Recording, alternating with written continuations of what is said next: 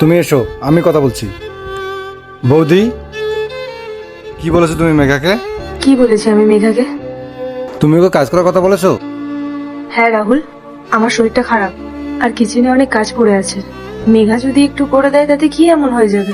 তোমার সাহস কি করে হলো ওকে কাজ করতে বলার জন্য?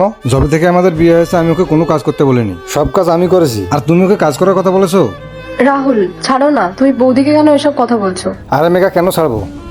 প্রত্যেকবারে ওনার এই একই ড্রামা। রাহুল, তোমার এগুলোকে ড্রামা মনে হচ্ছে? ঠিক আছে, আমি আর তোমাদেরকে কিছু বলবো না। হ্যাঁ, আর আমি ওটা চাই না যে তুমি আমার বউকে দিয়ে বাড়ির কোনো কাজ করাও। চলো।